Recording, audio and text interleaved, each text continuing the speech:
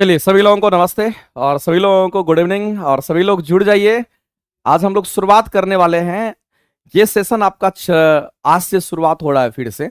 और हम आपको बताए थे कि साइंस का जो क्वेश्चंस होता है, आप चाहे किसी भी एग्जाम की तैयारी करते हैं, साइंस के क्वेश्चंस आपको हर एक जगह आपके लिए क्या होगा तो यूजफुल होगा। ठीक है, क्योंकि इसमें फिजिक्स केमिस्ट्री बायो तीनों का एक कॉम्बिनेशन आपको मिलता रहेगा और कंसेप्चुअल क्वेश्चंस आपको हमेशा देखने को मिलेगा। इसीलिए इससे बहुत ज्यादा बेनिफिट होगा आप सभी भाई लोग को, जितने लोग जुड़ रहे हैं। क्योंकि देखिए ऐसे भी एक घंटा कैसे आपका निकल जाएगा आपको पता भी नहीं चलेगा। और अगर क्लास करते हुए डेली अगर एक घंटा अगर निकालते हैं तो शायद ये होगा कि आपको सक्सेस बनाने में काफी हेल्प कर देगा। यानी कहने का मतलब है साइंस का क्वेश्चन आपको आसान लगने लगेगा। ठीक है, तो चलिए हम लोग शुरुआत करते हैं। एक बार सभी लोगों को दिल से नमस्ते और शुरुआत करते हैं आज के सेशन का। तो चलिए एक बार सभी लोग जुड़ जाइए फटाफट करके और देखते हैं। हम लोग पहले क्वेश्चन से शुरुआत करते हैं और पहला क्वेश्चन हमारा क्या कहता है। पहला क्वेश्चन हमारे सामने है, सीएनजी और बायोगैस के जो मुख्य घटक हैं उनके बारे में बात किया गया है। एक तरफ हमारा सीएनजी की बात कही गई है और दूसरी तरफ हमारा बायोगैस की बात कही गई है। एक तरफ हमारा क्या तो कहेंगे यहां पर सीएनजी का बात कहा गया है और दूसरी तरफ हमारा क्या तो कहेंगे बायोगैस की बात कही गई है। तो सीएनजी कहने का मतलब कॉम्प्रेस्ड नेचुरल गैस की हम लोग बात करते हैं। कभी कभी इसका फुल फॉर्म भी आपको पूछ लेगा, इसलिए ध्यान रखना कि इसका नाम क्या है। तो कहेंगे ये हमारा कॉम्प्रेस्ड होता है, कॉम्प्रेस्ड नेचुरल गैस के नाम से हम लोग इसको जानते हैं। ये हमारा कॉम्प्रेस्ड नेचुरल गैस होता है जिसको हम लोग सीएनजी कहते हैं। और इसी तरीके से अगर हम लोग बायोगैस की यदि हम बात करते हैं मेरे दोस्त, तो हमें यह समझना पड़ेगा जो बायोगैस होता है इसको हम लोग गोबर गैस के नाम से जानते हैं। बायोगैस को हम क्या कहेंगे तो कहेंगे बायोगैस को हम लोग यहां पर गोबर गैस के नाम से जानते हैं। यह बात आपको ध्यान में रखना है। अब यहां पर बात आती है कि जो सीएनजी है और जो बायोगैस है इसमें कह रहा है कि मुख्य घटक बोला गया है। तो अगर आप लगातार क्लास करिएगा तो आपको पता चल जाएगा कि बायोगैस की बात करते हैं, गोबर गैस की बात करते हैं तो गोबर को सड़ाते गलाते हैं। जब गोबर सड़ता गलता है उससे जो गैस निकलता है उसको हम लोग मीथेन गैस कहते हैं। और अगर आपको यह ध्यान में रखना है कि बायोगैस का अगर मुख्य घटक अगर आपसे पूछता है, बायोगैस में जो सबसे ज्यादा मात्रा में होगा उसको मुख्य घटक कहेंगे। वो हमारा क्या होगा तो कहेंगे यहां पर हम लोग मीथेन को देते हैं। ये क्या है तो कहेंगे यहां पर मीथेन होगा।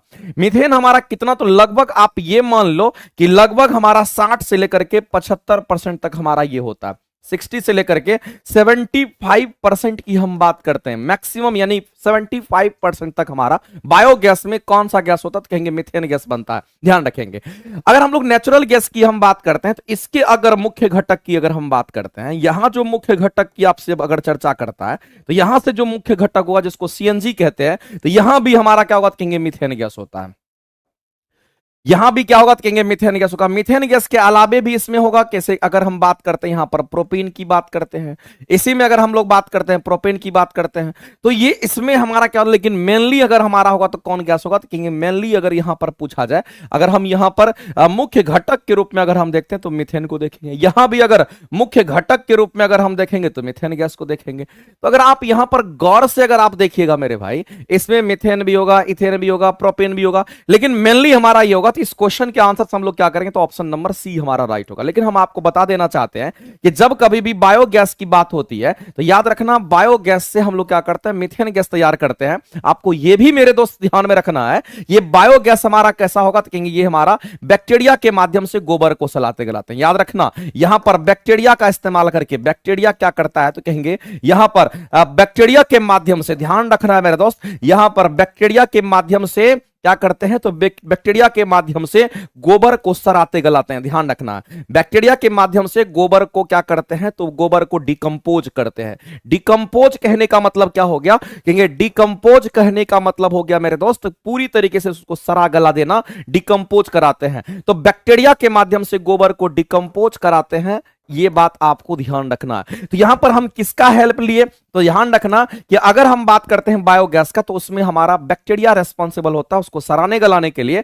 और जब हमारा गोबर जब सर गल जाता है तो इसी गोबर के डिकम्पोज होने से जो गैस निकलती है वो हमारा यहां से मीथेन गैस प्राप्त होता है। कौन सा गैस तो कहेंगे मीथेन गैस प्राप्त होता है। मीथेन गैस ही नहीं प्राप्त होता है, इसके अलावे भी प्राप्त होता है। मीथेन गैस भी होगा, हमारा कार्बन डाइऑक्साइड गैस भी होगा, सबसे ज्यादा मात्रा में हमारा ये होगा, लेकिन कार्बन डाइऑक्साइड की मात्रा कितनी होती है? तो ज्यादा नहीं होता, ये आपको 21% के आसपास, आपको 21% के आसपास क्या होगा, तो कहेंगे यहां पर कार्बन डाइऑक्साइड होता है। तो ये भी आप ध्यान रखना कि 27% की यदि हम बात करते हैं, 27% तक हमारा कार्बन डाइऑक्साइड होगा। और भी अदर गैसेस हमारे होते हैं, तो याद रखेंगे, एंड अदर गैसेस की हम बात करते हैं वो भी हमारा मौजूद होता है। तो आपको यह ध्यान रखना, इसमें हवा का माध्यम नहीं लेते हम लोग, बैक्टीरिया से इसको सराते गलाते। तो ये हमारा बायोगैस था, ये हमारा सीएनजी था। इसलिए इस क्वेश्चन के आंसर करेंगे तो यहां पर सी ऑप्शन हमारा क्या हो जाएगा, तो कहेंगे राइट हो जाएगा। आगे बढ़ते हैं और अगले क्वेश्चन की तरफ हम लोग बढ़ते हैं और अगला क्वेश्चन देखते हैं। शांति जी, विकास जी, नमस्कार गुरु जी, सभी लोगों को नमस्ते। YouTube में अब ये क्लासेस जो हैं आपकी डेली चलने वाली है। अंकिता जी, सोनी जी, विकास जी, चलिए हम लोग आगे बढ़ते हैं और अगले क्वेश्चंस को हम लोग देखते हैं। अगला क्वेश्चन हमारा क्या कहता है? अगला क्वेश्चन हमारे सामने जो मेरे दोस्त यहां पर है, ये क्वेश्चन हमारा क्या कह रहा है कि हृदय की बात करते हैं। किसकी बात कर रहे हैं? तो हार्ट की बात करते हैं। और हृदय में थेथेसियन वैल्व की बात कही गई है। मेरे दोस्त हमारे हार्ट में बहुत सारे वैल्व होते हैं, लेकिन मेनली जो वैल्व होता है उसके बारे में अगर हम यहां पर चर्चा कर दें तो आपको ध्यान रखना पड़ेगा कि अगर हम हार्ट की बात करते हैं, किसकी बात कर रहे हैं? यदि हम यहां पर हार्ट की बात करते हैं, जिसको हम हृदय कहते हैं, तो ये जो हमारा हार्ट होता है, इसका मेन फंक्शन क्या होता है? तो आपको ये ध्यान में रखना पड़ेगा, इनके मेन फंक्शन जो होते हैं वो क्या होते हैं? तो इनका जो मेन काम होता है, यानी जो इनका मेन फंक्शन की अगर हम बात करते हैं, तो इनका मेन फंक्शन होता है हमारे शरीर में क्या करता है? ब्लड को पंप करता है। किसको? तो कहेंगे यहां से ब्लड को पंप करता है। ये ब्लड को पंप करता है, ब्लड को एक जगह से दूसरे जगह भेजता है। अब यहां पर बात आती है कि हमारे शरीर में ब्लड को अगर पंप करता है तो हमारे हार्ट में कितने चेंबर होते हैं? तो हम सभी लोग जानते हैं कि हमारे हार्ट में यहां पर 4 चेंबर होता है। हमारे हार्ट में 4 चेंबर होगा। अब ये जो हमारे हार्ट में 4 चेंबर होता है, इसको हम लोग समझने का कोशिश करते हैं। 4 भाग में इसको हम लोग डिस्ट्रीब्यूट कर देते हैं। ये हमारा क्या होगा, कहेंगे यहां पर हार्ट का चेंबर होगा। और ये कुछ हमारा इस तरह से, ये हमारा क्या होता है, कहेंगे यहां पर हार्ट का चेंबर बना रहता है। ये हमारा क्या होगा, कहेंगे कंप्लीट इस तरह से हमारा क्या होगा, तो कहेंगे यहां पर हार्ट का चेंबर होगा। और इसको हम लोग क्या कहते हैं, ये हमारा यहां पर हार्ट का चेंबर होता है। ठीक है, अब यहां पर ध्यान रखना है कि जो हार्ट के चेंबर होते हैं वो इस तरफ हमारा क्या होगा, तो ज्यादा मोटा होता है, और इधर जो हमारा होता है वो कैसा होगा, तो कहेंगे पतला होता है। तो इधर वाला पार्ट पतला होगा, लेकिन इधर वाला जो पार्ट होता है ये थिकेस्ट वाल होता है। ये कैसा वाल होगा, तो थिकेस्ट होगा। ये कैसा होगा, तो कहेंगे थिन होता है। तो एक तरफ थिकेस्ट होगा, मोटा होता है, और दूसरी तरफ जो परत होती है वो कैसी होती है, तो कहेंगे पतली होती है। तो यहां जो वाल होता है ये कैसा होगा, तो आपको ध्यान रखना है कि यहां जो वाल होगा उसको हम लोग थिकेस्ट वाल कहते हैं, जो कि मोटी परत होती है। और अगर हम लोग इधर अगर हम लोग देखते हैं तो इधर हमारा क्या होगा, तो कहेंगे ये हमारा थिन वाल होता है, यानी हम कह सकते हैं कि इधर हमारा पतली परत होती है। अब इसी में अगर हम बात करते हैं मेरे दोस्त, समझने के लिए हम आपको बता रहे हैं, यहां पर पेस मेकर लगा रहता है। यहां पर क्या रहेगा, तो इसको हम लोग पेस मेकर कहते हैं। याद रखिएगा, इसको हम लोग क्या कहते हैं, तो यहां पर पेस मेकर के नाम से जानते हैं। ये हमारा पेस मेकर होता है। अब अगर हम बात करते हैं मेरे दोस्त, ध्यान सुनना, यहां पर 4 चेंबर, 1 2 3 4, इधर राइट हो गया कंप्लीट, इधर पूरा लेफ्ट हो गया। तो इसको हम लोग क्या बोलते हैं, तो ये हमारा राइट ऑडिकल होगा। इसको हम लोग क्या बोलते हैं, तो इधर हमारा राइट वेंट्रिकल होता है। और इसी तरीके से अगर इधर बोले तो इधर हमारा लेफ्ट ऑडिकल होगा, और इधर हमारा लेफ्ट वेंट्रिकल होगा। यानी दायां आलिंद और दायां निलय, बायां आलिंद बायां निलय। अब जाहिर सी बात है मेरे दोस्त, एक बात और समझना पड़ेगा आपको, यहां पर जो वैल्व लगा रहता है उसको ट्राइकस्पिड वैल्व कहते हैं। यहां जो वैल्व लगा हुआ रहता है इसको हम लोग क्या कहते हैं, तो इसको हम लोग ट्राइकस्पिड वैल्व कहते हैं। और यहां जो वैल्व होता है उसको बाइकस्पिड वैल्व कहते हैं। तो याद रखिएगा कि इस जगह पर अगर आपसे वैल्व के बारे में पूछता है तो कहेंगे ये यहां पर जो वैल्व होता है इसको हम लोग ट्राइकस्पिड वैल्व के नाम से जानते हैं। ये हमारा ट्राइकस्पिड वैल्व होता है। और यहां जो वैल्व होता है इसको हम लोग बाइकस्पिड वैल्व कहते हैं। याद रखेंगे, यहां पर क्या होगा, कहेंगे इसको हम लोग बाइकस्पिड वैल्व के नाम से जानते हैं। इस बात को ध्यान रखना, यहां पर हमारा बाइकस्पिड क्या होता है, कहेंगे वैल्व होता है। और अगर हम बात करते हैं चाहे ट्राइकस्पिड वैल्व हो या फिर बाइकस्पिड वैल्व हो, दोनों वन वे टाइप हमारा वैल्व होता है। कैसा होगा, तो दोनों हमारा वन वे टाइप वैल्व होता है। इसकी बात करते हैं, इसकी बात करते हैं, सिर्फ ब्लड आएगा, उससे बाहर हमारा जाएगा नहीं। ध्यान रखेंगे। अब इसी जगह पर हमारा क्या आता है मेरे दोस्त, यहीं पर थेथेसियन वैल्व होता है। जो थेथेसियन थेथेसियन वैल्व हमारा कहां पे होता है, तो कहेंगे ये हमारा दाएं आलिंद यानी कि राइट एट्रियम के पास हमारा होता है, और इसी राइट एट्रियम में हमारा पाया जाता है, यहां जहां पे हमारा दायां आलिंद होगा इसी पर होता है, तो यहां पर हमारा वैल्व होगा। लेकिन जो थेथेसियन वैल्व होता है ये किसके किसके बीच में होगा, तो याद रखना ये जो हमारा होता है, तो इसके लिए आपको ध्यान रखना, एक हमारा क्या होता है, तो कहेंगे यहां पर कोरोनरी बोलते हैं, इसको हम लोग क्या बोलते हैं, तो कोरोनरी साइनस बोलते हैं। तो ये कोरोनरी साइनस तथा यहां पर राइट ऑरिकल के बीच में होता है। कोरोनरी साइनस तथा हमारा कहां पे, तो कहेंगे यहां पर राइट ऑरिकल के बीच में होता है। इस बात को ध्यान रखेंगे, यहां पर सीधा सीधा हम लिख देते हैं राइट ऑरिकल के राइट ऑरिकल के यहां पर बीच में ये वैल्व पाया जाता है, इस बात को आप ध्यान रखेंगे। तो कोरोनरी साइनस और राइट ऑरिकल के बीच में जो हमारा वैल्व होता है उसको हम लोग क्या कहते हैं, थेथेसियन वैल्व के नाम से जानते हैं, जो कि कहीं ना कहीं यहां पर हमारा प्रेजेंट होता है। तो ध्यान रखेंगे, इसीलिए दायां आलिंद हमारा क्या होगा, कहेंगे हमारा राइट हो जाएगा, क्योंकि उसी में होता है हमारा राइट ऑरिकल में होता है, जिसको हम लोग क्या बोलते हैं। और याद रखिएगा राइट ऑरिकल जिसको दायां आलिंद कहते हैं, इसी में हमारा तो पेस मेकर भी होता है। आगे चलते हैं और अगला क्वेश्चन हम लोग देखते हैं। अगला क्वेश्चन मेरे दोस्त एकदम आसान है, अगर आप लगातार मेरा क्लास देख रहे होंगे तो ये क्वेश्चन आपके लिए एकदम आसान होगा। कह रहा है कि स्टेप अप ट्रांसफार्मर के बारे में आप बता दीजिए, वो किसको बढ़ाता है। अगर आपसे स्टेप अप ट्रांसफार्मर की बात करता है तो वह किस पैरामीटर को बढ़ाता है। तो सबसे पहले तो आपको यह समझना पड़ेगा मेरे दोस्त कि यदि हम ट्रांसफार्मर की बात करते हैं, किसकी बात करते हैं, यदि हम ट्रांसफार्मर की बात करते हैं तो ट्रांसफार्मर करता क्या है, तो कहेंगे ट्रांसफार्मर हमेशा याद रखना वोल्टेज को कम या ज्यादा करता है। याद रखना वोल्टेज को रेगुलेट करता है। ट्रांसफार्मर जो होगा हमारा ये वोल्टेज को रेगुलेट करता है, इसीलिए वोल्टेज रेगुलेशन के हिसाब से दो तरह के ट्रांसफार्मर होते हैं। एक हमारा क्या होगा, तो कहेंगे एक का नाम हमारा यहां पर एक का नाम हमारा क्या होगा, तो कहेंगे यहां पर स्टेप डाउन ट्रांसफार्मर होता है, और दूसरी की अगर हम बात करते हैं मेरे दोस्त तो दूसरा हमारा यहां पर स्टेप अप ट्रांसफार्मर होता है। यहां पर स्टेप अप ट्रांसफार्मर, यहां पर हमारा स्टेप डाउन ट्रांसफार्मर। अगर हम बात करते हैं यहां पर स्टेप डाउन ट्रांसफार्मर का, तो ये क्या करेगा, तो वोल्टेज को रेगुलेट करता, तो कहेंगे ये वोल्टेज को डाउन करेगा। ये किसको डाउन करेगा, तो कहेंगे ये वोल्टेज को कम करेगा। अब वोल्टेज को जब कम करेगा तो यहां पर करंट का जो मान होता है उसका मान बढ़ जाता है। इसी तरीके से हमको समझना है कि अगर स्टेप अप ट्रांसफार्मर की अगर बात करते हैं तो ये भी वोल्टेज को रेगुलेट करेगा, लेकिन ये किसको अप करेगा, तो कहेंगे ये वोल्टेज को अप कर देगा यानी बढ़ा देगा। जब वोल्टेज अप करेगा तो याद रखिएगा कि करंट का मान हमेशा क्या होगा, तो कहेंगे करंट का मान हमेशा यहां पर घटेगा। तो मैं आपसे कहना चाहता हूं कि एक स्टेप अप ट्रांसफार्मर है, स्टेप अप हमारा है, ये किसको बढ़ाता है, तो स्टेप अप वोल्टेज को बढ़ाता है। इसीलिए इस क्वेश्चन के अगर आंसर करेंगे तो ऑप्शन नंबर हमारा ए यहां पे राइट हो जाएगा। ऑप्शन ए क्या होगा, तो कहेंगे यहां पर हमारा राइट हो जाएगा, कोई दिक्कत नहीं है। आगे हम लोग बात करते हैं अंकिता कुमार जी की काहे के लिए परेशान है ये बताइए। सर इतना कलरफुल लिख रहे हैं और मुझे कुछ नहीं दिख रहा है, क्या बात है। अच्छा चलिए हम कोशिश करेंगे व्हाइट पेन का इस्तेमाल करने का, ठीक है, कोई दिक्कत नहीं होना चाहिए।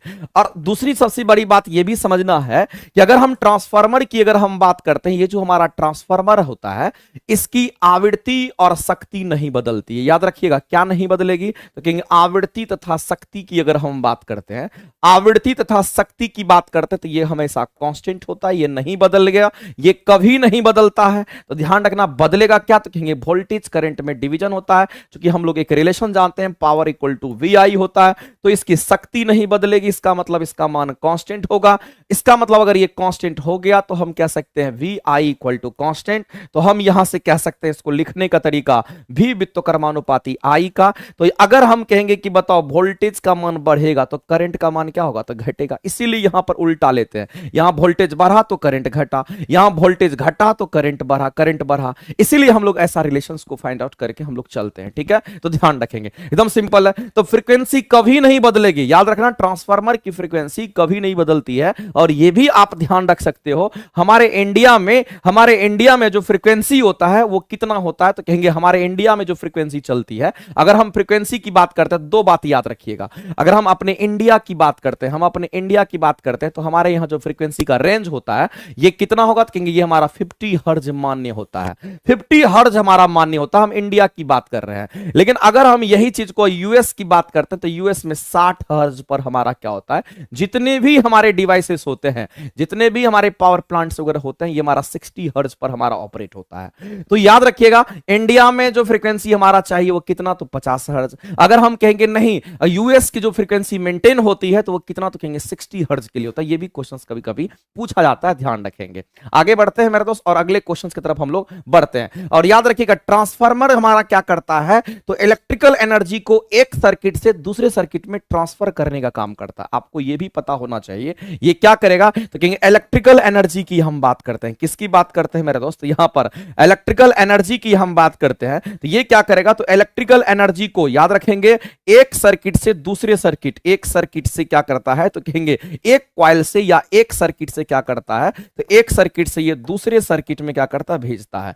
एक सर्किट से दूसरे सर्किट में क्या करता है, दूसरे सर्किट में ट्रांसफर करने का काम करता है। ध्यान रखेंगे ट्रांसफर करता है, जिसको हम लोग ट्रांसफार्मर के नाम से जानते हैं। और ये भी तुम ध्यान में रख सकते हो कि जो हमारा ट्रांसफार्मर होता है ये इलेक्ट्रोमैग्नेटिक इंडक्शन के प्रिंसिपल पे काम करता है। ये किस पर, तो कहेंगे ये हमारा इलेक्ट्रोमैग्नेटिक इंडक्शन के प्रिंसिपल पे हमारा ये काम करता है, जिसको हम लोग इंग्लिश में अगर बोले तो इलेक्ट्रोमैग्नेटिक इंडक्शन, हिंदी में बोलते थे इसी को हम लोग विद्युत चुंबकीय प्रेरण के नाम से जानते हैं। इसी को क्या कहेंगे, तो विद्युत चुंबकीय प्रेरण के नाम से हम लोग जानते हैं। ये हमारा विद्युत चुंबकीय प्रेरण की अगर हम बात करते तो इसी पर हमारा आधारित होता है, क्या, तो कहेंगे हमारा ट्रांसफार्मर। ठीक है, तो ये भी बात आपको एकदम ध्यान में रखना। हम इसमें जितना भी पॉइंट चर्चा किए हैं, ये मान के चलना इस सब पे क्वेश्चंस कहीं ना कहीं पूछा जाता है, इसीलिए मैंने इसको जिक्र किया आपके सामने। आगे बढ़ते हैं मेरे दोस्त, अगला क्वेश्चन देखते हैं।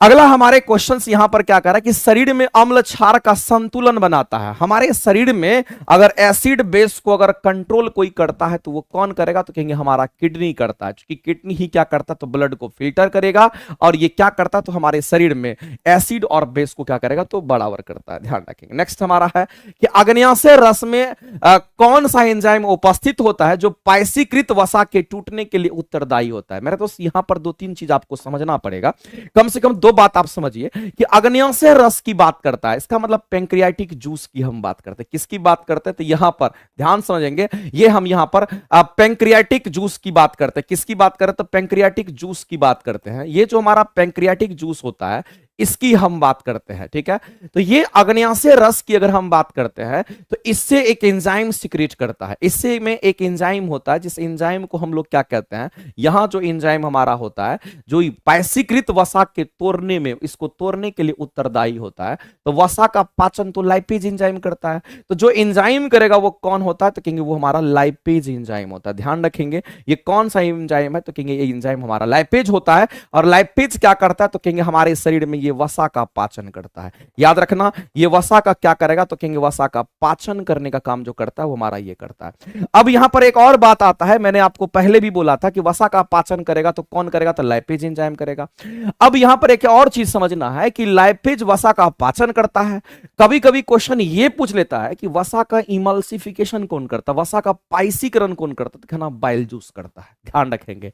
अगर हम बात करते हैं मेरे दोस्त यहां पर ट्रिप्सिन का, तो ये ट्रिप्सिन भी हमारा एंजाइम्स है। ध्यान रखना इसमें ट्रिप्सिन भी पाया जाता है। अगर हम बात करते हैं इसमें, तो इसमें हमारा ट्रिप्सिन एंजाइम भी होता है। इसमें क्या होगा, तो कहेंगे इसमें हमारा ट्रिप्सिन एंजाइम भी होता है। और इस ट्रिप्सिन एंजाइम की अगर हम बात करते हैं तो ये क्या करता है, तो कहेंगे उसमें प्रोटीन का पाचन करता है। ये किसका पाचन करेगा, तो कहेंगे ये प्रोटीन का पाचन करता है। तो ट्रिप्सिन क्या करेगा, तो कहेंगे यहां पर प्रोटीन का पाचन करता है। इस बात को ध्यान रखेंगे, ये भी पैंक्रियाज के अंदर पैंक्रियाटिक जूस में पाया जाता है। आगे अगर हम लोग बात करते हैं मेरे दोस्त यहां पर माल्टेज की बात करते हैं, तो ये क्या करता है, तो माल्टेज क्या करता है, तो कहेंगे माल्टोज में परिवर्तित करता है। तो ये माल्टोज का पाचन करता है छोटी आंत में। याद रखिएगा माल्टेज भी क्या है, तो कहेंगे ये भी हमारा एंजाइम है। ये भी क्या है, तो कहेंगे यहां पर एंजाइम होता है। और ये जो हमारा एंजाइम है मेरे दोस्त ये क्या करेगा, तो कहेंगे माल्टेज एंजाइम क्या करता है, तो कहेंगे छोटी आंत की हम बात कर रहे हैं। किसकी बात करते हैं, तो यहां पर हम छोटी आंत की बात करते हैं। छोटी आंत में माल्टोज की बात करते हैं। किसका, तो यहां पर छोटी आंत में माल्टोज, छोटी आंत में माल्टोज का पाचन करता है। छोटी आंत में किसका, तो माल्टोज का पाचन करता है, वो माल्टेज एंजाइम होता है। उसी तरीके से आपको समझना है कि अगर हम लैक्टेज की बात करते हैं, यहां तो लैक्टेज दे रखा है, तो ये लैक्टोज नहीं है लैक्टेज है। तो लैक्टेज क्या करता था, ये छोटी आंत में, ध्यान रखना ये भी छोटी आंत में। यहां भी क्या है, तो कहेंगे छोटी आंत की बात हो रही है। यहां भी क्या है, तो कहेंगे यहां पर भी हम छोटी आंत की बात करते हैं। तो यहां भी क्या होगा, तो कहेंगे छोटी आंत में लैक्टोज का पाचन करता है। किसका? तो कहेंगे लैक्टोज की बात करते हैं। लैक्टोज का, छोटी आंत में लैक्टोज का पाचन कौन करेगा? तो कहेंगे वो लैक्टेज एंजाइम होता है। तो आपको जितने भी एंजाइम्स वगैरह होते हैं, इन सारे एंजाइम्स को आपको ध्यान में रखना पड़ेगा और क्वेश्चंस आता है। और याद रखिएगा, पैंक्रियाज को हम क्या कहते हैं? अग्न्याशय को मिश्रित ग्रंथि कहते हैं, क्योंकि जो अग्न्याशय हमारा होता है वो एंजाइम और हार्मोन दोनों का सिक्रेशन करता है, इसलिए उसको मिश्रित ग्रंथि के नाम से भी हम लोग जानते हैं। आगे बढ़ते हैं मेरे दोस्त, अगला क्वेश्चन पे चलते हैं और अगला क्वेश्चन देखते हैं। क्या यहां पर पायसीकृत वसा के टूटने से, पायसीकरण के लिए बाइल जूस होगा, लेकिन पायसीकृत वसा के टूटने के लिए यानी पायसीकृत वसा के बाद उसको पचाने का जो काम करता है वो लैपेज एंजाइम करता है। ठीक है, आगे चलते हैं मेरे तो अगला क्वेश्चन देखते हैं। अगला क्वेश्चन हमारे सामने है, लाइकेन के बारे में आपने सुना होगा, नहीं सुने हैं तो आप जान लीजिए। अगर हम लाइकेन की बात करते हैं, किसकी बात करते हैं? यदि हम यहां पर लाइकेन की बात करते हैं मेरे दोस्त, तो ये हमारा लाइकेन है। ध्यान रखेंगे, ये हमारा क्या है? तो कहेंगे यहां पर हमारा लाइकेन है। अगर इस लाइकेन की अगर हम बात करते हैं तो आपको समझना पड़ेगा ये हमारा लाइकेन क्या करता है। तो कहेंगे इसको हम लोग क्या कहते हैं? तो लाइकेन जो हमारा होता है ये जैव सूचक कहलाता है। याद रखिएगा, इसको हम लोग जैव सूचक कहते हैं, और इंग्लिश में अगर इसको हम बोले तो बायो इंडिकेटर के नाम से जानते हैं। ये क्वेश्चंस हमेशा आते रहता है, इसको बायो इंडिकेटर कहते हैं। अब लाइकेन हमारा क्या होगा? तो कहेंगे ये क्या होता है? तो कहेंगे शैवाल की हम बात करते हैं। किसकी बात करते हैं मेरे दोस्तों? शैवाल की बात करते हैं। शैवाल और कवक की अगर हम बात करते हैं, शैवाल हो गया, कवक होगा, इन दोनों का जो सम्मिलित रूप होता है इसी को हम लाइकेन कहते हैं। ध्यान रखेंगे, तो शैवाल और कवक का जो सम्मिलित रूप होगा उसी को क्या कहते हैं? तो लाइकेन कहते हैं। लेकिन ध्यान से समझना मेरे दोस्त एक बात को, कि इस शैवाल की बात करते हैं या इस कवक की बात करते हैं, इसमें जो संबंध होता है, ऐसे संबंध को हम क्या कहते हैं? तो ऐसे संबंध को याद रखना कि ऐसे संबंध को सहजीविता का संबंध कहते हैं। ऐसे संबंध को क्या कहेंगे? तो याद रखना मेरे भाई, सहजीविता का संबंध कहते हैं। ये सहजीविता का संबंध कहलाता है, और इंग्लिश में इसको अगर हम बोले तो इसको सिम्बायोटिक रिलेशंस के नाम से जानते हैं। इसको हम लोग क्या कहेंगे? तो सिम्बायोटिक रिलेशंस के नाम जानते हैं। ये कैसा रिलेशन होगा? तो कहेंगे सिम्बायोटिक रिलेशंस होता है, जिसको हम लोग म्यूचुअलिज्म के नाम से भी हम लोग जानते हैं। ऐसा क्यों कहते हैं सिम्बायोटिक? सिम्बायोटिक रिलेशंस कहने का मतलब होता है क्या? दोनों को फायदा होना। अगर आपसे कोई कहता है सहजीविता क्या होता है, सिम्बायोटिक क्या होता है, तो इसमें दोनों को फायदा होना चाहिए। ध्यान रखेंगे, इसमें दोनों को फायदा होना चाहिए। अगर दोनों को यहां पर फायदा होता है तो हम इसको सिम्बायोटिक रिलेशन कहते हैं। आप कहेगा सर दोनों को फायदा कैसे होगा?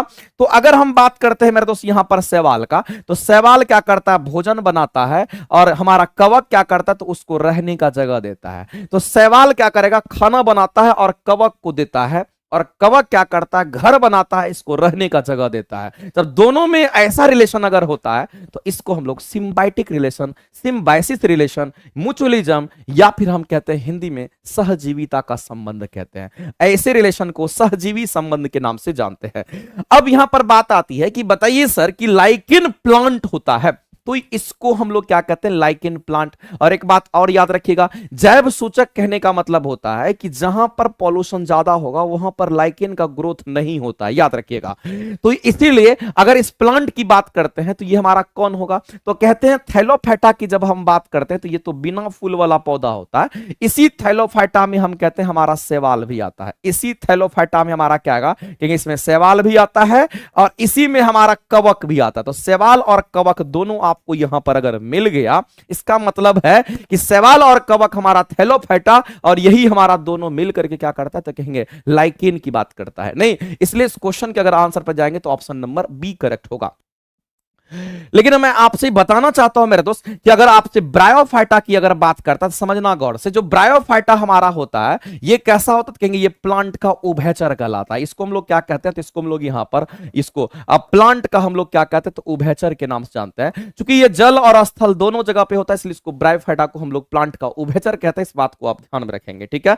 आगे अगर हम लोग बात करते हैं मेरे दोस्त यहां पर टेरिडोफाइटा की अगर हम बात करते हैं तो टेरिडोफाइटा हमारा जो होता है ये हमारा क्या कहलाता है? तो कहेंगे ये हमारा जमीन पर फैलने वाला पौधा होता है। याद रखेंगे, ये कहां पर? तो कहेंगे जमीन पर फैलने वाला पौधा होता है। जमीन पर फैलने वाला जो पौधा हमारा होगा उसको हम लोग यहां पर क्या कहेंगे? तो इसको हम लोग टेरिडोफाइटा कहते हैं। और ध्यान रखना इस बात का कि इसको हम लोग प्लांट का सरीसृप के नाम से भी जानते हैं। याद रखना, इसको हम लोग प्लांट का सरीसृप कहते हैं, क्योंकि ये फैलता है इसलिए इसको प्लांट का हम लोग क्या कहेंगे? तो इसको प्लांट का सरीसृप भी कहा जाता है। ये बात आपको एकदम याद रखना, एकदम नहीं भूलना होना है। और हम चाहेंगे कि जितने लोग लाइव हैं सभी लोग से एक बार हम रिक्वेस्ट करेंगे कि आप सभी लोग एक बार लाइक कर दीजिए सेशन को, फिर हम आगे कंटिन्यू करेंगे। 100 लाइक आपका तुरंत होना चाहिए। एक बार सभी लोग जल्दी से फटाफट करके एक बार जल्दी से सभी लोग एक बार लाइक कर दीजिए, फिर आगे हम कंटिन्यू करते हैं अपने क्लास को। एक बार जल्दी से सभी लोग लाइक कर दीजिए। देखना चाहते हैं कितने लोग लाइक कर रहे हैं, हम आपका लाइक बटन देखना चाहते हैं कितने लोग लाइक कर रहे हैं। और जल्दी करिए, क्विक आपको काम करना है, ठीक है। आगे बढ़ेंगे, फिर अगले क्वेश्चंस को भी हम लोगों को देखना होगा। अब यहां पर दो तीन बात और समझ लीजिए, दो तीन बात और जान लीजिए। यदि हम बात करते हैं ब्रायोफाइटा का, थैलोफाइटा का, टेरिडोफाइटा का, तो मेरे दोस्त एक बात याद रखना, ये बिना फूल वाला पौधा होता है, इसको क्रिप्टोगेमी कहते हैं। अगर इन तीनों को अगर हम मिला देते हैं तो इन तीनों को मिला करके इसको हम क्रिप्टोगेमी के नाम से जानते हैं। इसको हम लोग क्या कहेंगे, तो इसको हम लोग यहां पर क्रिप्टोगेमी कहते हैं। और क्रिप्टोगेमी हम उसको कहते हैं जो बिना फूल वाला पौधा होता है। यानी कहने का मतलब है ये हमारा क्या, तो कहेंगे यहां पर बिना फूल वाला पौधा होगा। ये हमारा कैसा पौधा होगा, तो कहेंगे बिना फूल वाला पौधा होता है, जिसको हम लोग क्रिप्टोगेमी के नाम से जानते हैं। अब कहिएगा सर ये कौन सा पौधा, तो ये हमारा क्या है, तो कहेंगे इसको फेनेरोगेमी कहते हैं। ये हमारा फूल वाला पौधा होता है। इसको हम लोग क्या कहेंगे, तो ये वाला जो हमें दिख रहा है यहां पर, ये हमारा कैसा होगा, तो कहेंगे इसमें फूल होता है। ये हमारा कैसा, तो कहेंगे यहां पर फूल वाला पौधा होता है। इसको हम लोग फूल वाला पौधा कहते हैं। और ध्यान रखना मेरे दोस्त कि अगर फूल होगा तो बीज होगा, अगर फूल नहीं होगा तो बीज भी नहीं होगा। तो ध्यान रखेंगे अनावृत बीज जो एंजियोस्पर्म होता है, ये फूल वाला पौधा होता है। और इसमें हमारा जाइलम फ्लोएम सब डेवलप होता है। याद रखना, इसमें इन दोनों में जाइलम फ्लोएम नहीं होता है। इसमें इसके शरीर के बारे में तना पत्ती का पता नहीं चलता है, लेकिन टेरिडोफाइटा में पता चलता है, इसलिए जाइलम फ्लोएम यहां होता है। इसमें तो होता ही है जाइलम फ्लोएम, इस बात को भी ध्यान रखेंगे। तो क्वेश्चंस आपको इस तरह से पूछता है और क्वेश्चंस के आंसर्स भी आपको बहुत ही प्यार से आपको आंसर्स करना है। द प्लेटफॉर्म आपका साइंस का बैच पूरा करा दो, लेट्स डू इट। देखिए क्लास तो आपका चल ही रहा है, आप लोगों को बताया गया था, सारा इन्फॉर्मेशन आपको यूट्यूब के माध्यम से दिया ही गया था, तो काहे ला आप लोग परेशान होते हैं। इतना परेशान होने की जरूरत नहीं है। आप देखिएगा आपको सब कुछ दिया हुआ है, इन्फॉर्मेशन आपको सारा अपलोड किया हुआ है, तो सारे इन्फॉर्मेशन को एक बार कभी बारीकी से देखिए। आप लोग हमेशा रहते हैं इंटरटेनमेंट के चक्कर में, आप हमेशा रील्स देखते हैं, तो रील्स देखने वालों का रिजल्ट होता है अभी रील्स देखिएगा जितना उतना ही आप पछताइएगा आगे, क्योंकि रील्स देखने से कुछ नहीं होता है, समझ रहे हैं ना। इसलिए रील्स में अगर आपका समय 1 घंटा जा रहा है तो सोचिएगा दुनिया में सबसे गलत काम आप कर रहे हैं, क्योंकि रील्स देख करके आपको कुछ फायदा नहीं होने वाला है। इसलिए कोशिश कीजिए कि अगर किसी का यूट्यूब भी अगर आप देखते हैं तो उसमें पूरा देखिए कौन कौन वीडियो आपके लिए काम का चीज है, कौन कौन वीडियो आपको देखना है, तो वो तो कम से कम कर ही सकते हो। तो ये सब काम करोगे तो ज्यादा बेनिफिट होगा।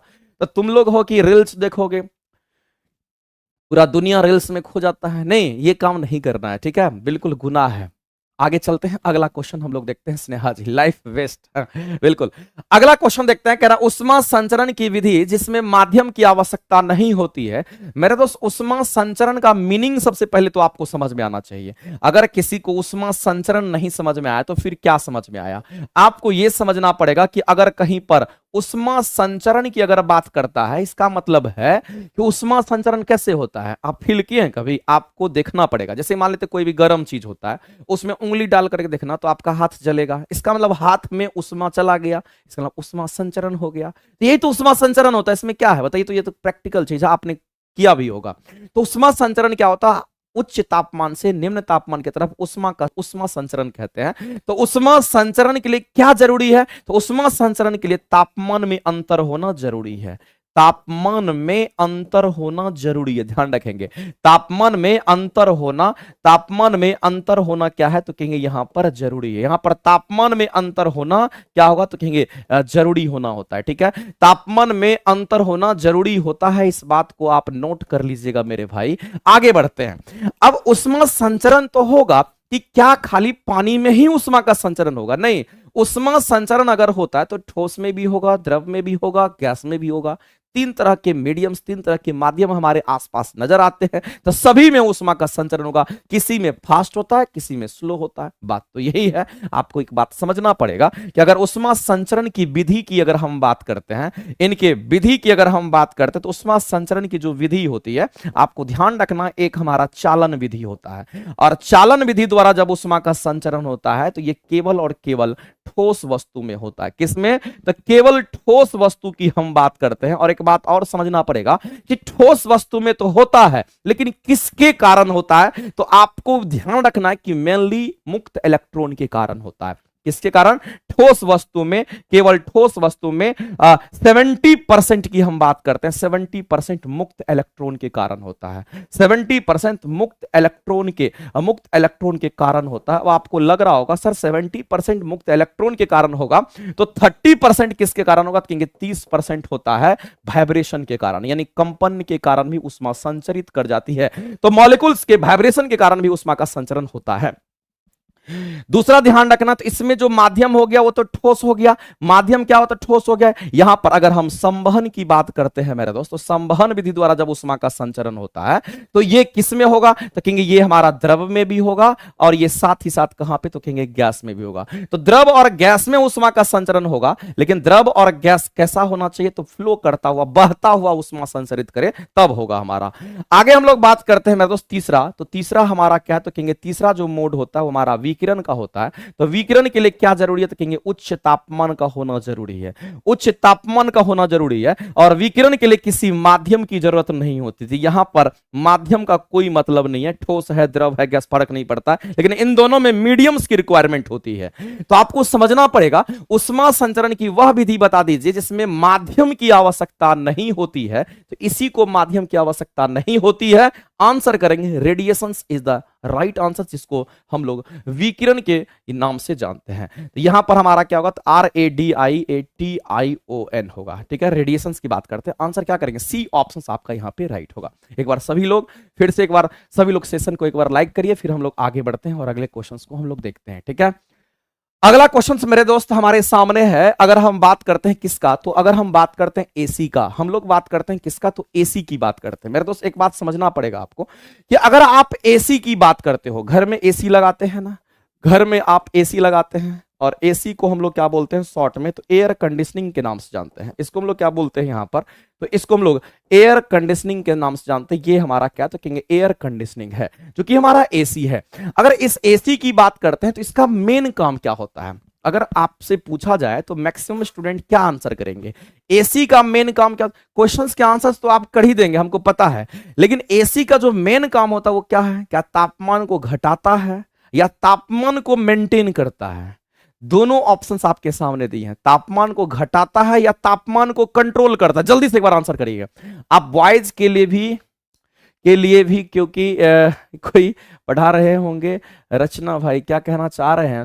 संगम जी, चलिए आगे हम लोग बात करते हैं। बताइए, बैलेंस करेगा, मेंटेन करेगा, बिल्कुल सही बात। कंट्रोल करता, कभी तापमान को घटाता वटाता नहीं है, तापमान को कंट्रोल करता है। ध्यान रखिएगा, ये काफी इंपॉर्टेंट पॉइंट है, लोग गलती कर देता है आंसर, तो आपको नहीं करना है। तो इससे एसी से हम लोग क्या करते हैं? अपने घरों का, अपने फ्रिज का तापमान को नियंत्रित करते हैं। तापमान को क्या करेंगे? तो यहां पर कंट्रोल करने का, तापमान को नियंत्रित करने का काम कहां से करते हैं? तो एसी से करते हैं। दूसरा बात आपको समझना पड़ेगा कि जो हमारा एसी होता है मेरे दोस्त, ये क्या करेगा? तो कहेंगे आर्द्रता को भी कम करता है। हम लोग यहां पर बात करेंगे ये आर्द्रता को, आर्द्रता मतलब ह्यूमिडिटी होता है, आर्द्रता को क्या करता है? तो कहेंगे ये कम करता है। अब आपको लग रहा होगा कि सर आर्द्रता की जब हमारे सामने बात होती है, ये आर्द्रता क्या है? तो हम कहेंगे आर्द्रता का मतलब होता है नमी। जैसे आप देखिए मेरे फेस पर पसीना दिख रहा होगा, इसको नमी कहते हैं। यही हमारा क्या होता है? कहेंगे अगर हमारे इन्वायरमेंट में अगर हम कहेंगे इन्वायरमेंट में अगर जलवाष्प की मात्रा ज्यादा होगी तो हम कहेंगे आर्द्रता ज्यादा होगा। इसीलिए अगर एसी वाले रूम में चले जाएंगे तो हमारा पसीना क्या होगा? सूख जाएगा, तो कहेंगे आर्द्रता को कम कर देता है। इसीलिए कहेंगे आर्द्रता का मतलब हो गया नमी, नमी का मतलब हो गया पानी की मात्रा। उसको कम कौन करता है? तो कहेंगे हमारा यहाँ पर एसी करता है। इसका दो जो मेन फंक्शन है वो हो गया। तीसरा भी एक और होता है, ये क्या करता है? तो हमें शुद्ध हवा देता है। हमें क्या करता है? प्योरिटी ऑफ एयर देता है, यानी हमें शुद्ध हवा की अगर हम बात करते हैं तो हमें शुद्ध हवा देता है। ये कैसा हवा देता है? तो कहेंगे ये हमें शुद्ध हवा देता है, जिसको हम लोग एसी कहते हैं। अब बता दीजिए कि क्या करेगा? क्या वो कूलेंट का काम करता है? क्या वो हीटिंग करता है? हीटिंग तो नहीं होगा। क्या वो हमारा यहां पर अनाद्रन करता है, यानी कि आर्द्रता को कम नहीं करता है, यानी कहने वाला आर्द्रता को बढ़ाता है? तो ये भी नहीं हमारा होगा। देखिए क्या इसमें से कौन सा होगा? तो हम कहेंगे यहां पर कूलेंट का काम करता है, यानी एक तौर पे हम कह सकते हैं कि ये हमारा शीतलन का काम करता है, या फिर हम कह सकते हैं मेरे दोस्त शीतलन इन द सेंस हमारा ये हो जाएगा कि टेम्परेचर को कंट्रोल करता है। याद रखना, टेम्परेचर को क्या करता है? कहेंगे तापमान को कंट्रोल करने के सेंस में ये आंसर हमारा होगा। तापमान को कंट्रोल के करने के सेंस में हमारा क्या होगा? तो कहेंगे कूल करता है। याद रखेंगे, घटाता नहीं है, इस बात को ध्यान रखना। हम फिर से एक बार बोल देते हैं, ठीक है। आगे चलते हैं, अगला क्वेश्चन देखते हैं मेरे भाई। अगला क्वेश्चन जो है इसमें थोड़ा सा एरर है, ठीक है। आगे चलते हैं इस क्वेश्चन को, लेकिन हम लोग देख लेते हैं कहना क्या चाह रहा है ये क्वेश्चन। अगर इस क्वेश्चन की बात करते हैं तो क्वेश्चन में कह रहा है यदि दो आवेश हमारा 4 और 8 कूलम का है और वह कितनी दूरी पर है, तो 2√2 मीटर की दूरी पर रखा हुआ है, और अगर मीडियम के यानी माध्यम का वैल्यू अगर 2 दे रखा है, तो बताइए उसके बीच लगने वाले बल क्या होंगे। हम सभी लोग जानते हैं कि दो चार्ज के बीच में, दो आवेश के बीच में जो बल लगता है उसको हम लोग कौन सा बल कहते हैं, तो उसको इलेक्ट्रोस्टैटिक फोर्स कहते हैं, जिसको विद्युत स्थैतिक बल के नाम से हम लोग जानते हैं। तो अगर मान लेते हैं यहां पर कोई चार्ज है, इसको हम Q1 कह दिए, और यहां पर हमारा कोई चार्ज है जिसको हम यहां पर क्या कह दिए, तो हम यहां पर Q1, और यहां जो चार्ज है इसको हम Q2 कह देते हैं यहां पर। तो इन दोनों के बीच में जो अगर हम कहेंगे बल लगेगा, दोनों के बीच में डिस्टेंस आ रहा है, यहां जो बल लगेगा, क्योंकि दो आवेश के बीच में बल लग रहा है, और जब दो आवेश के बीच में बल लगेगा, इस बल को हम लोग क्या बल कहेंगे, तो कहेंगे ये बल हमारा यहां पर इलेक्ट्रोस्टैटिक फोर्स कहलाता है। क्या कहलाएगा, तो कहेंगे इसको हम लोग इलेक्ट्रोस्टैटिक फोर्स के नाम से जानते हैं। ये हमारा इलेक्ट्रोस्टैटिक फोर्स कहलाता है, जिसको विद्युत स्थैतिक बल के नाम से। अब ये होता कितना है, तो इलेक्ट्रोस्टैटिक फोर्स की अगर बात करते हैं, किसी मीडियम की अगर हम बात करते हैं, तो ये हमारा कितना, तो कहेंगे के टाइम्स हमारा यहां पर Q1 Q2 अपन में क्या होगा, तो कहेंगे यहां पर हमारा R² होता है। ये इसका मेन फॉर्मूला होता है। तो इसी फॉर्मूला में पुट करेंगे तो फोर्स की अगर हम बात करते हैं, तो के का वैल्यू आपको यहां पर मेंशन कर दिया है कि के का वैल्यू कितना लेना, तो के का वैल्यू यहां पर 2 लेना है। अगर आपको यहां पर मेंशन कर दिया है कि के का मान 2 रखना है, तो के का मान 2 रख देते हैं। अगर हम यहां पर के का मान मेरे दोस्त 2 रखते हैं, तो Q1 Q2 कितना है, तो कहेंगे 4 गुना हमारा क्या होगा, तो 8 हो जाएगा। दूरी कितना है, तो कहेंगे इतना दे रखा है, तो यानी 2√2 का क्या होगा, तो स्क्वायर कर देंगे। तो 2√2 का मान कितना होता है, सीधी सी बात है कि 2√2 की अगर हम बात करते हैं तो इसको कितना लिखेंगे, तो 2 दूनी 4 दूनी 8 यानी √8 लिखेंगे। तो यहां पर अंडर हम डायरेक्ट 8 लिखते हैं, इसका स्क्वायर कर देते हैं, ये हमारा 8 का स्क्वायर और ये 8 कट जाएगा, तो बचा कितना, तो कहेंगे 8 न्यूटन बचेगा। ठीक है, इसमें से कोई ऑप्शन हमारा मैच कर नहीं रहा, तो थोड़ा ऑप्शंस में यहां पर गड़बड़ी था, यही आंसर हमारे राइट होने चाहिए थे। ठीक है, चलिए आगे चलते हैं। इस क्वेश्चन के आंसर देखते हैं कितने लोग करते हैं। 10वां नंबर क्वेश्चन हमने आपके लिए छोड़ा है, हम चाहेंगे कि आप सभी लोग इस क्वेश्चन का आंसर करिए। ठीक है, एक बार जल्दी से सभी लोग, नीरज भाई एक बार आंसर करिए तो इस क्वेश्चन का। शकुंतला जी आंसर करिए इस क्वेश्चन का। हम चाहेंगे कि जो लोग जुड़ रहे हुए हैं, जो लोग देख रहे हैं, सभी लोग इस क्वेश्चन का आंसर करिए। ठीक है, बिल्कुल नीरज जी, आपकी क्लासेस होंगी, परेशान नहीं होना है। ठीक है, आप कहीं भी जहां कहीं भी आपकी क्लासेस धीरे धीरे करके सब अरेंज हो जाएगा। ठीक है, और वैसे भी YouTube पे बोल ही दिया गया कि हमारे यहाँ अभी मिशन ALP करके 2 बैच आया है, एक 16 तारीख से चलना है, और एक आपका बैच जो है 9 दिसंबर से आपका स्टार्ट हो गया। तो 16 दिसंबर वाली बैच आपका अपकमिंग है, वो बैच आपका मिशन ALP के लिए है, उसमें बेसिक साइंस आपको पढ़ाया जाएगा। ठीक है, चलिए आगे जल्दी से जुड़िए, और सभी लोग एक बात बताइए जल्दी से, इस क्वेश्चन का आंसर करके बताइए। हम चाहेंगे कि सभी लोग इस क्वेश्चन के आंसर करें जल्दी से, फास्ट। कह रहा है 10 मीटर त्रिज्या। चलो इसको हम थोड़ा सा दिखा देते हैं कि ये कह रहा है कितना मीटर त्रिज्या की बात करता है मेरा दोस्त, 10 मीटर त्रिज्या की बात करता है। और कैसा पाथ है, तो जिस पाथ पे वो चलता है वो हमारा सर्कुलर पाथ है, यानी कि वृत्ताकार पथ है। अब कह रहा है कि नियत गति से घूमते हुई वस्तु पर 1 न्यूटन का बल लग रहा है, तो वस्तु की गतिज ऊर्जा कितनी होगी। मेरे दोस्त सबसे पहले वस्तु की गतिज ऊर्जा निकालने के लिए वस्तु की गति प्राप्त करनी होगी। तो आप एक बात बताइए कि ऐसे केस में हम लोग क्या करेंगे। तो ऐसे केस में सबसे पहले तो हमें यह समझना पड़ेगा पाथ कैसा है, तो कहेंगे सर्कुलर पाथ है। अब इस सर्कुलर पाथ की अगर हम बात करते हैं मेरे भाई, तो इसमें त्रिज्या भी मेंशन कर दिया है, और यहां पर कोई वस्तु है और इसमें यह मेंशन कर दिया है कि 10 मीटर की त्रिज्या को रखा है, यानी जो R है उसकी वैल्यू कितना है, तो 10 मीटर आपको मेंशन किया है क्वेश्चन में। अब कह रहा है कोई वस्तु है वो घूमती है, जाहिर सी बात है वस्तु है तो उसका अपना द्रव्यमान होगा ही होगा, इसमें कोई फर्क नहीं है, उसमें कोई शक नहीं है। और अगर केंद्र की तरफ एक बल लगेगा तो जिसको हम लोग अभिकेंद्रीय बल कहते हैं, और ये जो अभिकेंद्रीय बल होता है ये किसके बराबर होता है, तो आप सभी को पता होगा mv²/r के बराबर होता है।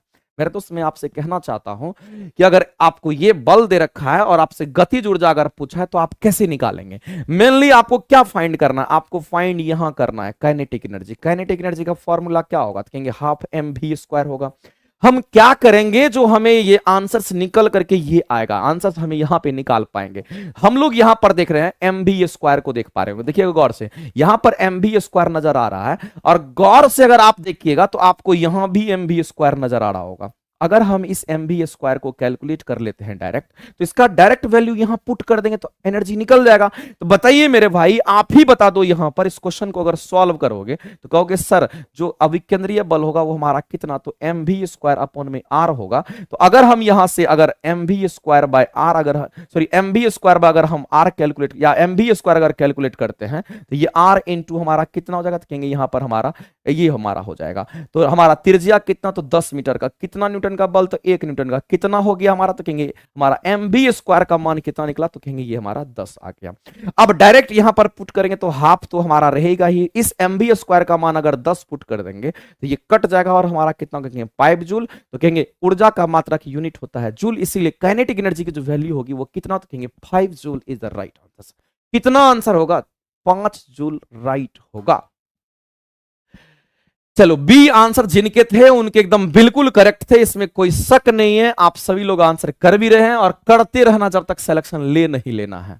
आगे चलते हैं, अगला क्वेश्चन कह रहा है किसी प्रतिध्वनि को सुनने के लिए मूल आवाज और प्रतिध्वनि के बीच में जो समय अंतराल होना चाहिए वो हमारा कितना होना चाहिए। मेरे दोस्त मैं आपसे कहना चाहता हूं कि एक होता है हमारी जो आवाज निकली और दूसरा आवाज है जो हम कान में सुने।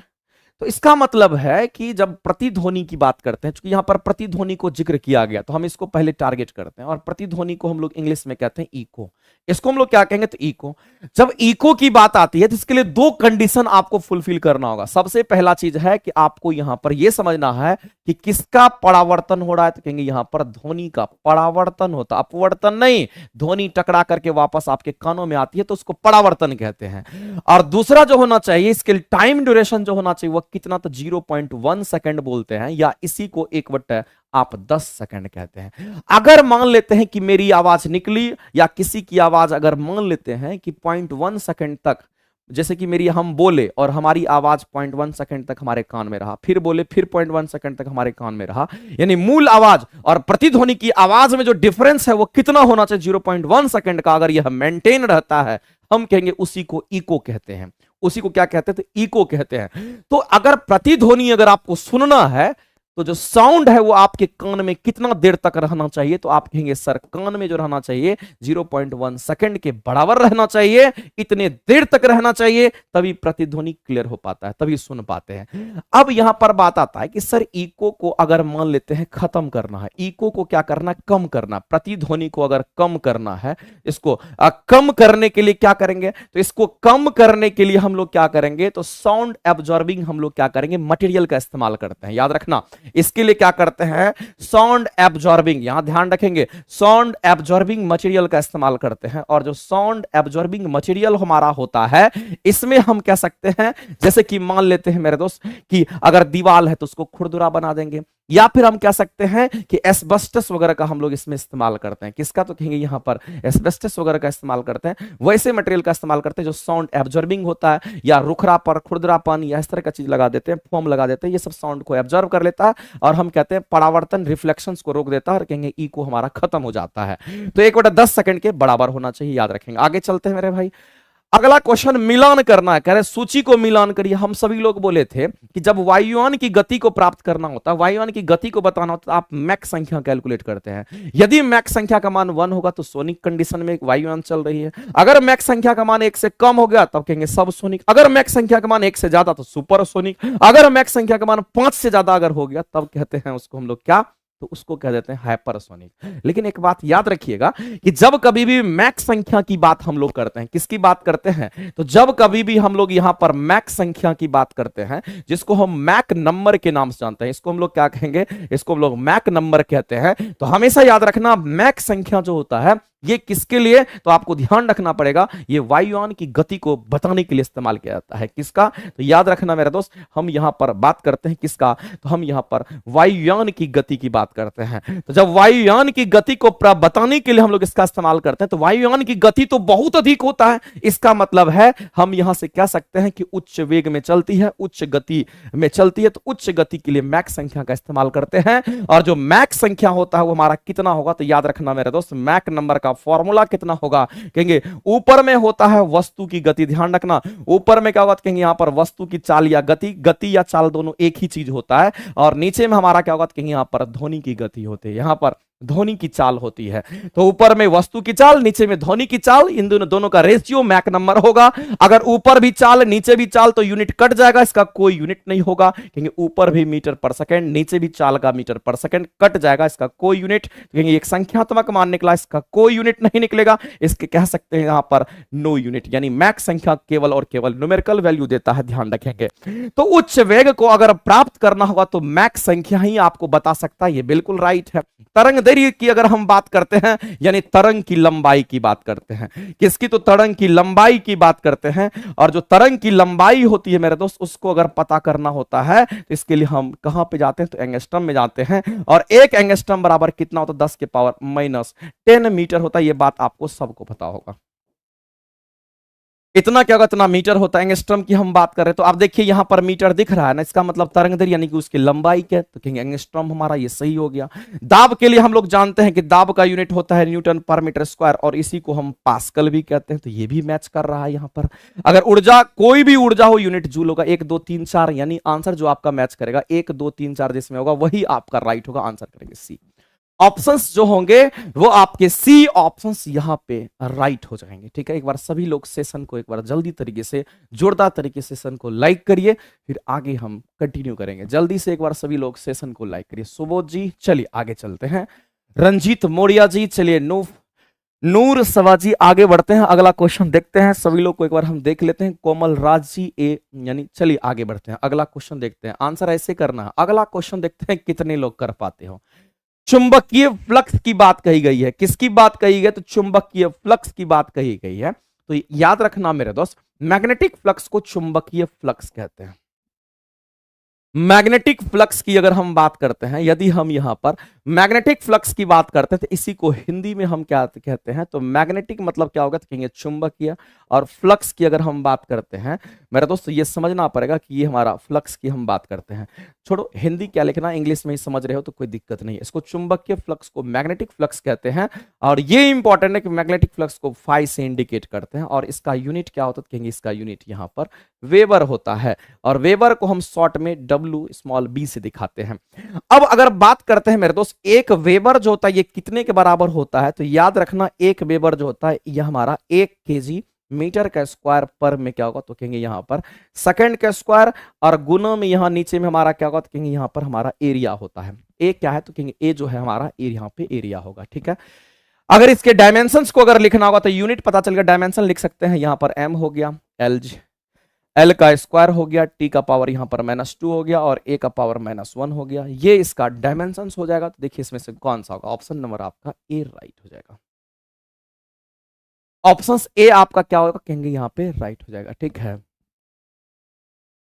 सर बेसिक साइंस में कैसे जुड़े, बेसिक साइंस में आपको जुड़ने के लिए आप मैसेज कर दीजिएगा, जो आपका जिस बैच में आप एनरोल थे वो बैच आप आईडी आप भेज दीजिएगा। और साथ ही साथ हमारा जो टेक्निकल टीम है वो आपके बैच जो होंगे उसमें आपका वो रजिस्टर कर देंगे। रजिस्ट्रेशन चार्ज हमको लगता है जो भी जीएसटी चार्ज होगा वही आपको लगना है, आप वहां से जुड़ सकते हैं 16 तारीख के बैच में बेसिक साइंस के लिए, ठीक है। चलिए आगे चलते हैं, अगला क्वेश्चन देखते हैं। आप सभी लोग लाइक भी करते रहिए। अगला क्वेश्चन, कोणीय त्वरण की बात करें। मेरे दोस्त हमने आपको एक बात बोला था कि दुनिया में जितनी भी त्वरण होती है उसका यूनिट मीटर पर सेकंड स्क्वायर होता है, लेकिन कोणीय त्वरण को छोड़ करके, कोणीय त्वरण एंगुलर एक्सेलरेशन की बात करते हैं। देखना, अगर एक बात करते हैं मेरे तो एक रेखीय त्वरण होता है, समझना गौर से। एक त्वरण कैसा होगा, तो एक को हम लोग बोलते हैं यहां पर रेखीय त्वरण की हम बात करते हैं, और रेखीय त्वरण को हम लोग ए से दिखाते हैं, इसी को एक्सेलरेशन कहते हैं, इसी को हम ए से दिखाते हैं। और इसका अगर हम बात करें तो इसका जो यूनिट होता है वो हमारा मीटर पर सेकंड स्क्वायर होता है। लेकिन अगर हम यहां पर कोणीय त्वरण की अगर हम बात करते हैं तो ये एंगुलर एक्सेलरेशन होगा। और मेरे दोस्त इस बात को समझना है कि जो एंगुलर एक्सेलरेशन होता है उसको हम लोग अल्फा से दिखाते हैं, और इसका जो यूनिट होता है वो हमारा रेडियन पर सेकंड स्क्वायर होगा। ये हमारा क्या होगा, तो कहेंगे यहां पर ध्यान रखेंगे रेडियन पर सेकंड का स्क्वायर हमारा होता है। तो ध्यान रखेंगे ये और इन दोनों में डिफरेंस आपको पता होना चाहिए। एक और होता है, अगर हम बात करते हैं यहां पर रेखीय वेग की बात करें, समझना गौर से, रेखीय वेग की बात करेंगे तो यूनिट होगा मीटर पर सेकंड। अगर हम यहां पर कोणीय वेग की अगर हम बात करते हैं मेरे भाई, अगर कोणीय वेग की बात करते हैं इसको ओमेगा से दिखाते हैं, रेखीय वेग को हम लोग v से u से दिखाते हैं, तो इसका जो यूनिट होगा हमारा क्या होता है, कहेंगे यहां पर रेडियन पर सेकंड होता है। तो ये भी आपको ध्यान रहना चाहिए, ये भी ध्यान रहना चाहिए, बाद बाकी ये दोनों तो आपको पता रहना चाहिए। तो रेडियन पर सेकंड स्क्वायर हमारा क्या रखेंगे, कोणीय त्वरण की इकाई होती है। क्लियर है? आप सभी लोग एक बार सेशन को लाइक करिए, जल्दी से फास्ट सेशन को लाइक करिए, फिर हम लोग आगे बढ़ते हैं। हम लोग चीजों को समझ रहे हैं, चीजों को हम लोग देख पा रहे हैं, अच्छे तरीके से समझ पा रहे हैं, इसमें कहीं से कोई दो मत नहीं है। बस यही है कि कंटिन्यूस आपकी क्लासेस चलेंगी तो आपको बहुत बेनिफिट होने वाला। आगे चलते हैं, अगला क्वेश्चन देखते हैं। आज का ये लास्ट क्वेश्चन करेंगे और कल से हम लोग कोशिश करेंगे और ज्यादा से ज्यादा क्वेश्चन को करें। ठीक है? कह रहा है कि 10 न्यूटन 5 मिनट के दो बल एक वस्तु पर एक ही दिशा में अगर चलता है, मेरे तो एक ही दिशा अगर बोल दिया, इसका मीनिंग क्या हुआ?